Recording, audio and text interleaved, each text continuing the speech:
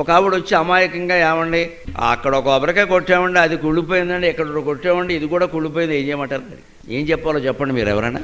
నాకు జాలేసింది నిజంగా. పెద్ద వయస్సు ఆవిడకి ఏదో మనసులో శంక ఉంది. అంటే పాపం ఆవిడకి బెంగ ఏమిటంటే ఈ కొబ్బరికాయ కుళ్ళిపోవడం అనేది మనకి జరగబోయే అశుభానికి ఏమన్నా సూచనేమో. ఎంత గుడ్డి నమ్మకం ఉండేది.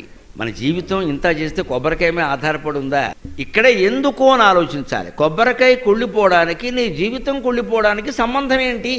ఎందుకు ఇలా ఆలోచిస్తున్నావు? పైగా మనం కొట్లో కొనేటప్పుడు దేవుడి కోసం అంటే మంచి కొబ్బరికాయ కొంటాం, కానీ కుళ్ళిపోయింది కొనమే. మనం కావాలని చిత్తశుద్ధితో దేవుడికి మంచి కొబ్బరికాయ కొట్టాలని మనం ప్రయత్నం చేసినప్పుడు అదేదో అనుకోకుండా లోపల కుళ్ళిపోతే మనమేం చేస్తామండి? అది అమ్మేవాడికి తెలుసా, మనకి తెలుసా? అలాగనే ఏమండి, దేవుడికి తెలుసు కదండి, నా చేతికి మంచి కొబ్బరికాయ ఇచ్చేలా చేయొచ్చు కదండి, దేవుడికి వేరే పని ఏమి లేదా? నీ కొబ్బరికాయ లెక్కెట్టుకుంటూ కూర్చుంటాడా?